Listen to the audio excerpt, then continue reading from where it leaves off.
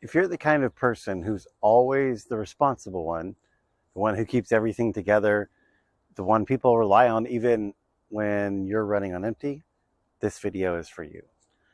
Today we're talking about overfunctioning, why so many of us do it, how it becomes a survival strategy, and what it looks like to finally stop carrying more than your share.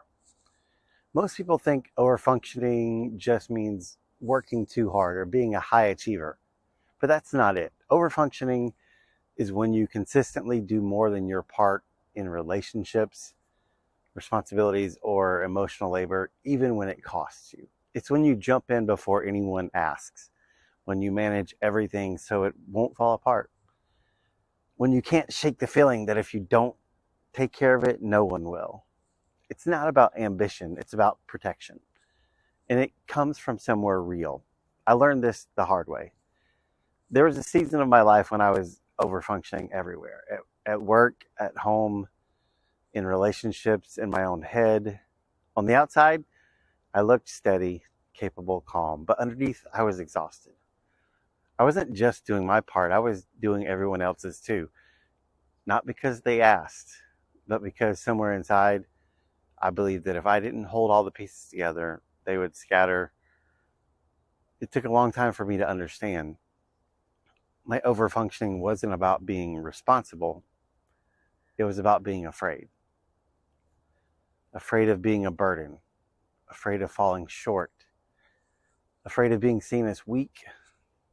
Afraid that if I didn't perform, I would lose something important. Approval, safety, connection, stability. Overfunctioning was my way of staying in control. But the truth is, it was controlling me. Here's the simplest definition I found.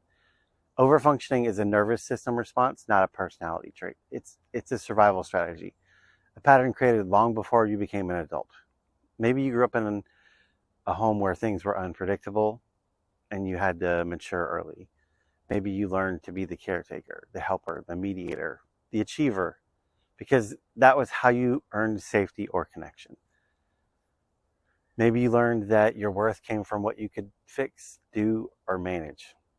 Overfunctioning is often the child inside you saying, I'll handle it, I'll be good, I'll keep us safe. And it works until it doesn't. Here are some signs you may be overfunctioning without realizing it. You take on problems that aren't yours. You anticipate everyone's needs before they speak. You feel guilty resting or slowing down. You're the emotional anchor in your relationships. You struggle to ask for help. You explain, justify, or carry the weight of others' decisions. You feel resentment building even though you can handle it. And here's the biggest one. If someone drops the ball, you automatically pick it up every time. Not because you want to, but because you don't feel like you have a choice. Overfunctioning feels productive in the moment, but the cost is high. It drains your energy. It damages your self-worth. It creates one-sided relationships, and it hides your true needs. It prevents you from slowing down long enough to hear yourself. And without realizing it, it reinforces the belief, I'm only valuable when I'm helpful. But you're not meant to hold the emotional temperature of every room you walk into. You're not meant to save everyone from their discomfort. You're not meant to be the glue for every situation. You're meant to live a life with space to breathe, to rest, and space to be human. People say, just set boundaries or stop doing so much. But if you're an overfunctioner, that advice doesn't land because it doesn't understand the truth. Overfunctioning isn't a behavior problem, it's a safety pattern. Your body learned long ago that staying useful kept you safe. Staying competent kept you accepted. Staying in motion kept you from feeling things you didn't have space for growing up. So of course you can't just stop. Stopping feels like danger. It feels like losing control. It feels like letting someone down. It feels like becoming visible in ways that feel unfamiliar. You don't need willpower. You need safety. You need clarity. You need support. And you need practice. Here's how you begin to shift this pattern. Slowly, gently, in real life ways. First, notice without judgment. Catch yourself when you're stepping in, fixing, managing, or smoothing things over. Noticing it is the first moment of freedom. Secondly, pause before acting.